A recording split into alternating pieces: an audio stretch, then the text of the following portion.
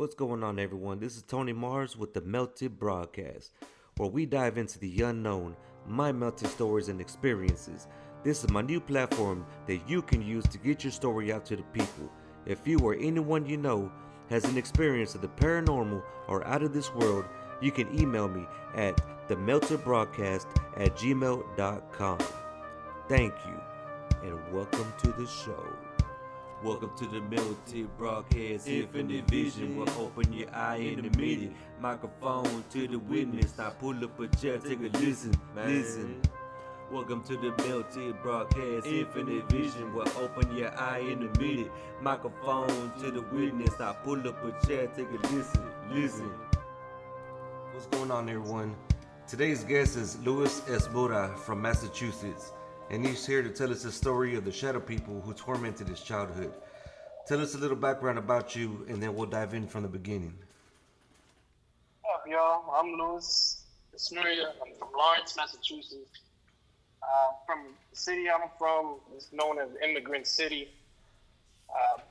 Back then, a lot of Italians and Germans and French people used to live in the city. It was a textile city. I don't know if anybody knows what that is, but it's more like it's just clothing and different pieces of fabrics being made with a lot of child labor and a lot of deaths in those facilities. But where I'm from right now, it's diversified into more Spanish people, and a lot of the history back then has been cleared out where no one knows about it.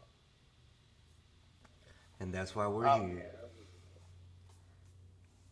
So let's go ahead and start from the very beginning.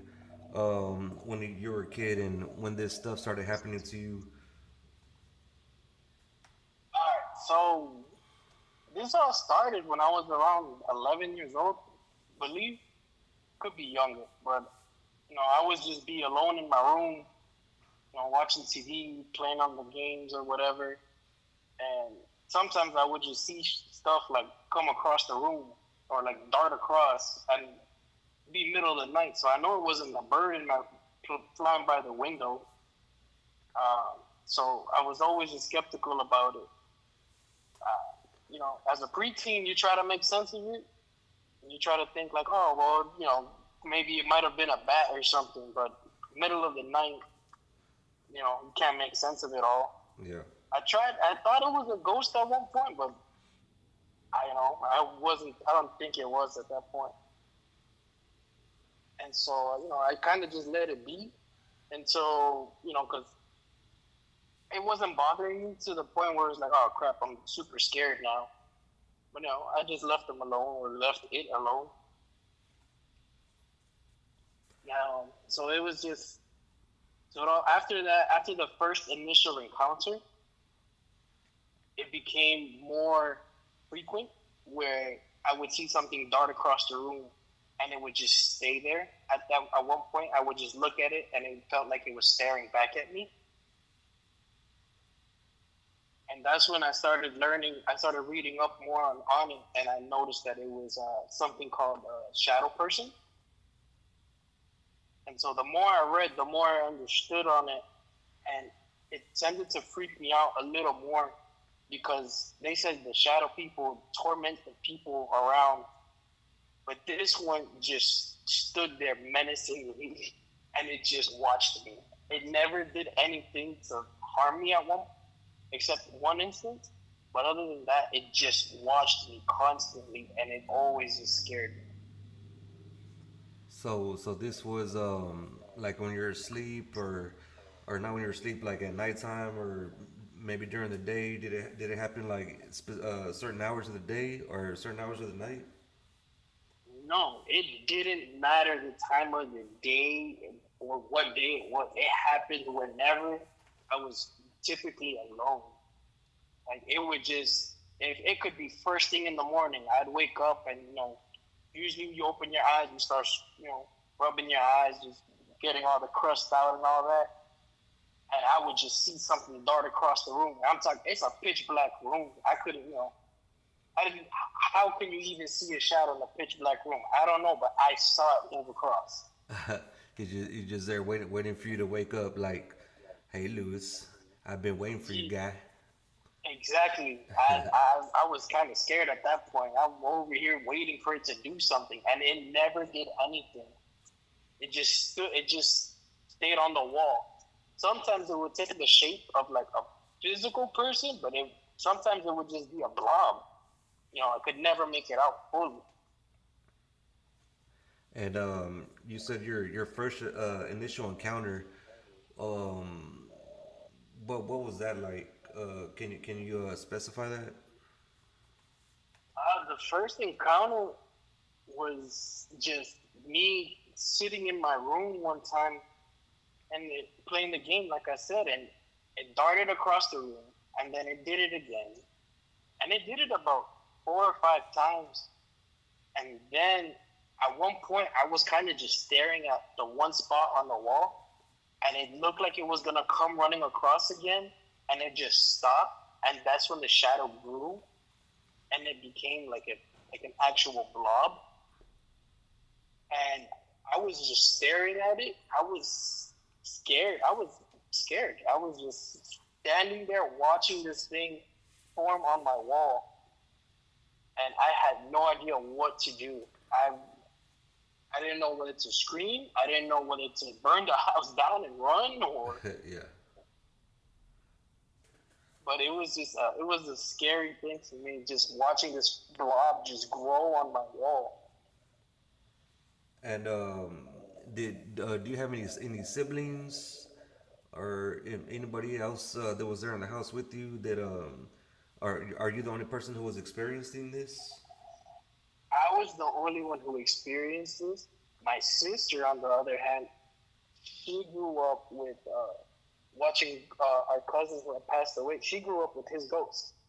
Oh, really? So she dealt with the ghost in the house, and I ended up with the shadow person. Okay. And you said your cousin's ghost? Yes, I have. At the time, he was 3 years old, I believe. He was murdered by his mom's ex-boyfriend. What? Yeah. That's crazy, man. So And you don't think maybe that could have maybe tied in with this shadow person? Maybe it was also y'all's cousin. I believe me, I've thought of it as to that point, but I don't think so because it felt like this energy of the shadow person was an older person. It felt like it was uh, one of the older people. It could have been a ghost from a different part of history because the house that I lived in, the apartment, is over 100 years old, and the apartment that I lived in used to be a funeral home Okay. before it was converted into an actual apartment building. And I know in the notes we had gone over before we started this interview.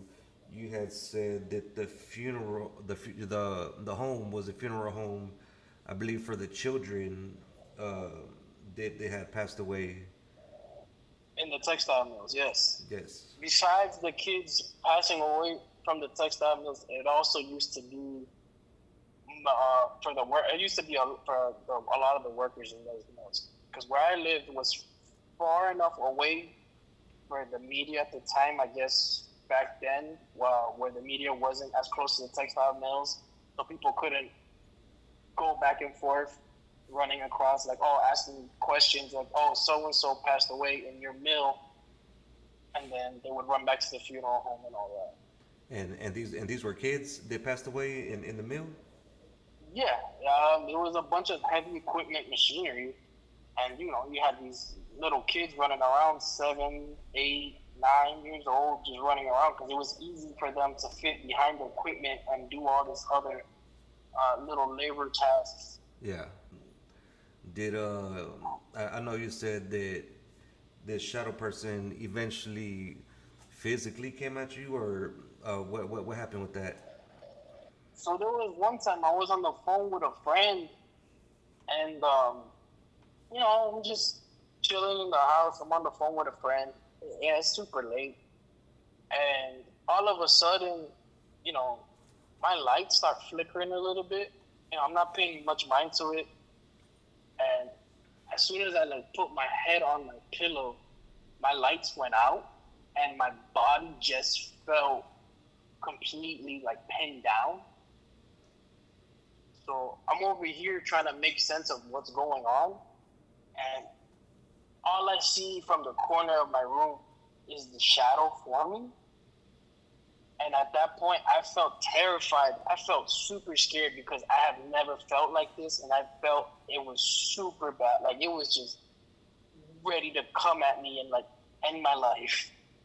Like I couldn't. I honestly, to this day, every time I think of it, I still get creeped out because it formed itself and it took a shape of a physical person, and it just came slowly creeping up from the corner of my room. It went along the walls and it made its way behind me. And at this point, I couldn't move. I couldn't scream. I was in my head. It felt like I was screaming. Yeah. And I was praying to God. I'm like, oh man, like this is how I go out. No one's gonna understand this. I don't know what's gonna happen. Yeah. And at a certain point, it just stood over me for like 2 minutes, and I couldn't even see it.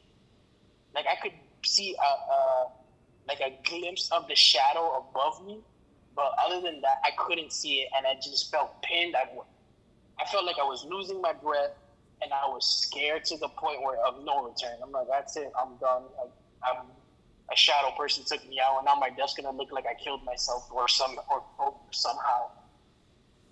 And after that, after pleading with God or whoever, just anybody who would listen to my prayers at the time I would just hope him like, hey, take this thing away from me. Like, I'm done with it. I want it gone. I just started crying. And after me crying for a few minutes, it ended. And as soon as it ended, my mouth was open. I guess I was stuck screaming. So I started screaming, and then when I realized I was able to use my voice, I shut myself up because it was like 1, 2 in the morning. I didn't want nobody running into my room because I didn't want them to know what had just happened. And I was in shambles. Like I got up, I took my pillow, my blanket, I got out of my room, I went to the couch and in that time, that living room space was in between everybody's room. My room was the furthest room in the house, so there was nobody near me. So I put myself in the exact middle of the house so that anything happened, everybody would be able to see me. That's crazy. I was actually watching this scary show the other day, and the person who was dealing with whatever spirit or ghost that they were dealing with, she would actually do the same thing. She would go down into the living room in the middle of the living room because that's where she felt the safest. So man, that's crazy. So it kind of sounds almost like you had sleep paralysis. I know with one of my experiences, um, I believe my wife was cooking in the kitchen, and I was asleep, and I woke up, and I was frozen, and it felt like hours. I'm over there trying to scream, I couldn't scream. Um, kind of find out it wasn't hours, but it felt like it. Have you ever had sleep paralysis, or is that the first time you've ever been kind of just frozen? That was honestly the first, and it's probably the last time I've ever been like that. I want to say it wasn't sleep paralysis just for the simple fact that this shadow thing has been coming at me since the age of 11. And at this point, I was 16, 17 years old. Oh, wow. I'm like, oh man, like I've been dealing with this shadow, walking across, darting across, just standing there. At one point, I remember trying to have a conversation with it, but it would never do anything. It would just stay right there on the wall. It was a weird sensation because in the beginning, I didn't feel any malevolent energy from it. Like I didn't feel like it was coming to harm me. Yeah. I was just scared because you try to make sense of something that you've never seen or encountered before. Hey everyone, this is Mary Bly with the Melted Broadcast. I hope you're enjoying the episode of The Shadow People with Lewis. Make sure to check us out on YouTube and Spotify, and don't forget to hit that follow button on the X. And remember, stay melted. Let's go ahead and move on to your next encounter. I know you said that this thing has been tormenting you for most of your teenage years, up until when you moved to Houston, which I believe was a year ago or so. So let's keep moving forward. About 6 days ago makes a year that I've been in Houston now. Welcome to Houston, by the way. I appreciate it. I like H-Town so far. But yeah, after I moved over here, I remember leaving. When I was leaving, I could have sworn I saw it, like, when I was taking like one last look at my room before I packed up the U-Haul. I could have swore I saw something, but at that point, I just pushed it out of my mind and I said, you know what? I'm not dealing with this anymore. So when I hopped in the U-Haul, I came down here, whatever. I haven't seen it. I haven't dealt with it. I haven't seen it. And I remember it specifically was only on that street that I grew up on. Because when my parents got divorced, my father had an apartment on the same street as my mom. And we were going back and forth whenever, when it was time to change parents' house. And I would see it in my father's apartment. I would go to my mom's apartment and I would see it there. But after leaving and everything, I haven't seen it. I went back down to visit. So this didn't just happen at the house. This happened at multiple places. Like it was following you. It was just on that street. It wasn't in anybody else's house. It wasn't like at the school or anything. It was just on that street. Okay. All right. Let's dive into the night you were having dinner and the shadow. My pops. Yeah. Go ahead. So I was having dinner with my pops at the time, and I believe this is when I was 14, 15. I was having dinner with pops. We're chopping it up, we're eating, and I see the shadow dart in the corner of my eyes. I'm like, oh, hell no, not in front of my dad. At the time, I didn't want to have to explain to my dad, like, yeah, I'm seeing the shadow person. I've been seeing it for years. Like, I don't want my dad to think I'm going crazy and put me in a psychiatric hold for a couple of days. Yeah. So I'm over here trying to figure out, like, how the hell do I make this thing go away before my pops gets up and starts, praying or doing some chant and pisses it off and it comes at me. Yeah. Because I don't want that. I'm like, right now it was cool with me. Now I just don't want to piss it off and be like, all right, now I'm going to attack you in front of everybody and do whatever to you. So I'm over here eating, and my father's telling me some type of story about a family member back in Puerto Rico. And I get up and I pretend like, oh, I'm going to go get something from the living room. And I start making my way towards the living room, and then I see the shadow person just walk slowly, like going deeper into the living room while I'm making my way towards it. And it's pissing me off. And I'm over here, like, in my head screaming at it, like, I don't care what the hell you are. Just get the hell away. Yeah. Just get away. I don't want to explain this to my father.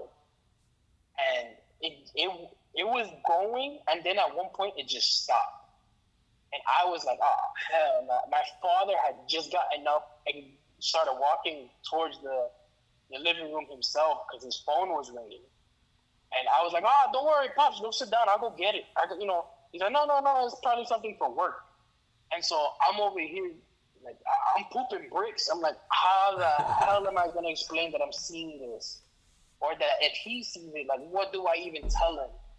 And as soon as my father, like, crosses the threshold into the living room, it's gone. Like, it blended in with there's a different shadow in the area. Oh, man.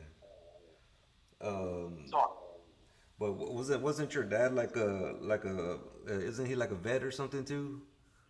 My father is a veteran from the Gulf War. He was stationed out in Saudi Arabia. He's been to Germany. And he's even been stationed over in Panama. But the Gulf War is where he was at Operation Desert Storm. Oh man, I can just imagine him trying to see a ghost and snapping, trying to pull Man, it off the wall you or would tell something. me stories out from Saudi Arabia. Like paranormal stories or like crazy stories like stuff you keep in Besides your the closet crazy stories. stories, he would say like he would. I remember one time he would tell me about a camel that was out in the middle of a field over in Saudi Arabia that he would see, and it was dead. He knew the camel was dead. Everybody on the site knew it was dead, but it would get up apparently after a certain hour and walk away and come back and just lie on the floor dead. What?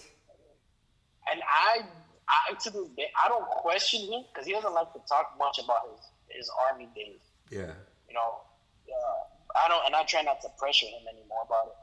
But I remember hearing that story when I was younger, and then I questioned him one time when I was older. He's like, "I don't know what you're talking about. Like, don't ever bring that stuff up again." And then he would Don't just you walk ever bring up away. the camel. Man, do you think he ever had any kind of experiences in your old house that maybe he doesn't talk about, but you kind of know that he was acting weird or acting a certain way?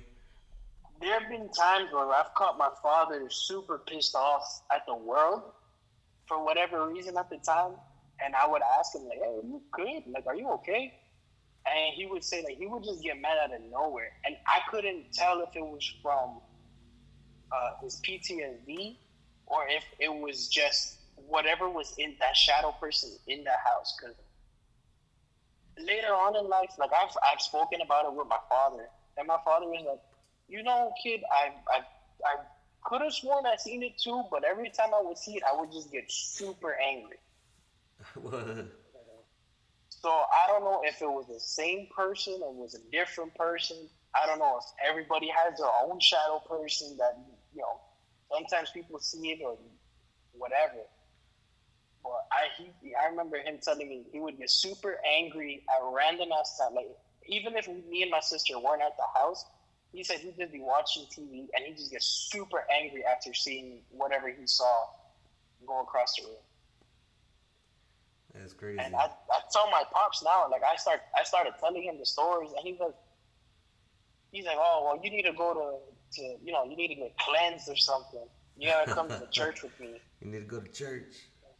Yeah, at the time he was a Catholic, so that would be his go-to thing was, "Yep, you go into church, and throw the Bible right at it." Yeah. And I was kind of scared, man. I was like, "You're gonna piss it off, and it's gonna attack me more now." Yeah. So, I mean, like growing up, was that something you guys did regularly? Like, you said he was Catholic. Did you guys go to church like every Sunday? Was like Jesus big in the household, like with the typical American house, the American Shrine and all flag, that. yeah, the crosses on the wall and all that stuff. It wasn't super big in my house. I mean, like it wasn't like an every Sunday. It was like every once in a while, dude. We would show up to church and we'd go in line, we get our bread, we get our wine, sit down, repent, and then go home and pretend like it never happened. It wasn't even. It wasn't like a once a month. It was like maybe once or twice a year. Oh man. There was a Bible in the house, like in the middle of everything, and my dad used to read it or whatever whenever he had an episode from his PTSD or whatever. But after that, my father, met this woman, my stepmom now, great woman, and they started going to church together at a Christian church, and then my father converted to Christianity. And Okay. honestly, as of now, I don't think my father has ever spoken about any like other things after. Like he said, he converted and everything just stopped. Oh wow. That's crazy. All right, so let's see, what are we missing? Can you tell us any more experiences with this shadow person or shadow people So before we end this? there was one thing I didn't mention to you.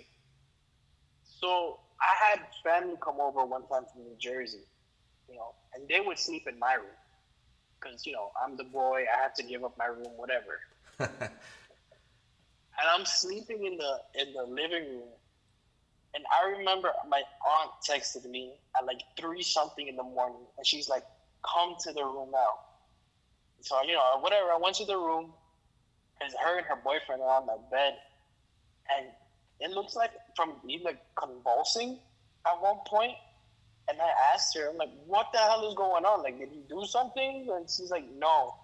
He started talking in tongues after he saw something across your fucking room What? off the wall."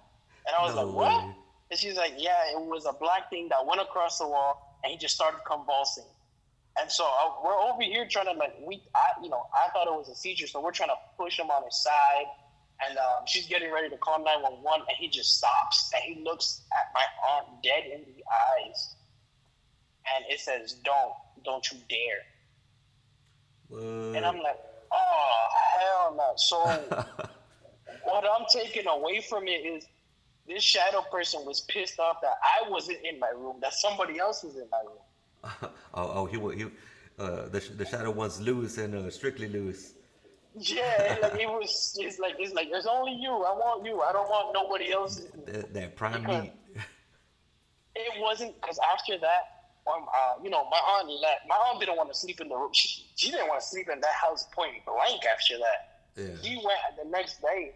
She went and got a hotel room and said she was not going back to that house. But the thing is, about a year later, a different aunt comes up and visits, and she sleeps in my room. And she comes out again around the same time. And my aunt comes, she's like, "What is going on in your room?" I'm like, "What are you talking about?" She said, "I saw something go across the room and the light started flickering." I'm like, "Well, first of all, why are you up? It's 2 something in the morning. Second of all, you're not the first person to tell me that, or like something is happening after you see something go across the wall." And she's like, "No, I started praying and then the light flickered faster and I got out." And so I walked into the room, and at this point, I'm studying electrical in high school. So I'm like, all right, the next day I'm going to go and I'm going to open up the box. I'm going to go see if the wires are disconnected or something. And I'm like, the next day, whatever, I open up the box. I don't see nothing wrong. I look in the light. I don't see nothing wrong. And I'm like, damn, this shadow person hates everybody that's not me. And at that point, I was a little freaked out, but I was laughing at it. Because I'm like, I can't do anything about it. I'm not going to start, telling this shadow person off. I don't want it coming after me anymore. So you said that was your other aunt? Yes, I have two aunts that live over in Jersey, and whenever they come up. They usually stay with my mom in that apartment. But ever since then, yeah. They'll come and visit, but they won't sleep in that house. Like they'll go in, they'll talk, whatever. They'll stay till about 5 a.m. just talking and catching up on family stuff. And if there's time to go to sleep, they'll say, "All right, we're leaving." They will go and drive like the 20 minutes to the hotel. They won't stay the night. Whenever she called you in, you should have been like, "Oh, that's just Bob. You'll get used to him. You'll get used to him." Honestly, I could have. Yeah, don't worry about little Bobby over there. He's cool. He don't mean to hurt you. He's just mad that I'm not in here. All you gotta do, put out some cookies, a little glass of milk, you'll be good to go. Yeah, honestly, they're gonna be like, "What?" I couldn't get myself to tell him that. I mean, I'm over here trying to figure out how to tell people about this thing without making it seem like I'm losing my marbles. Like I can't get people to figure this out. Like I want people to understand. Like I saw this thing go across my room. At one point I physically felt it attack me, but not physically attack me. Like it was coming at me, getting ready, and just threatening. Like it looked like it was just threatening me or messing with me. Kind of just bucking up to you, like, boy. Yeah, like you better like And I don't know what I did to who or what ended up happening, and it it scared me for a long time. But now I come to terms like sometimes I catch myself still creeping around the corner just to make sure no one's in the room whenever I go in. Yeah, I catch myself doing that all the time, especially when I'm by myself. Man, yeah. Yeah, and a lot of people some of my closest friends or whatever, like, oh, you probably just had some sleep paralysis stuff. I'm like, how am I having sleep paralysis in the middle of the day at 1:00 in the afternoon when I'm playing video games and I see something come across the room? I have blackout curtains. At one point, there was plywood over my windows. Oh, So I couldn't see. Like, it wasn't the shadow of something coming across from outside. I'm like, it doesn't make sense, like, to have stuff doing that. yeah. And this shadow creature, it never like physically moved anything, or like yanked your sheets off your bed, or you're ignoring it. It freaking like knocks down the mirror, like, hey, you gonna pay attention to me? Not that I know of, but again, like, I've always acknowledged it. Him, her, whatever it is, I've always acknowledged it whenever I seen it. Because if I don't acknowledge it, it goes back and forth. It starts running. Like, it physically will, instead of being in the shape of a little blob or a ball running or going back and forth, it will take its shape and be like, hey, dude, I'm here. Like, pay attention. It starts throwing a temper tantrum. Yeah, and I would, I was scared of it. I'm not gonna go and piss it off even further. I think you should. I think you should have befriended it. Oh, Bob. Oh, yeah, I'm not messing with little Bobby. All right, Lewis. Bobby over here got that. Well, I know you got to get going, and I really appreciate you coming onto the show. Maybe we could get you on here another time, or maybe your sister, and she could tell us about her story. And I really appreciate you taking out your time. And for everybody out there, once again, just know that this is a safe place where you could come and talk. People like Lewis and people like Lisa from the previous episode, and myself, we're all experiencers. And, this is a safe platform where you could come on and tell your story, no judgment. Because there is people out here that want to hear your story because maybe they're going through the same thing. And, hearing your story is going to encourage them. You know what? Maybe I can talk about this. So I really appreciate you. And from everybody here at the Melted Broadcast, welcome to the conversation. Open your eye in the meeting. Stay Microphone melted. to the witness. Now pull up a chair, take a listen. Listen. Welcome to the Melted Broadcast, Infinite Vision. We'll open your eye in a minute. Microphone to the witness. Now pull up a chair, take a listen. Listen.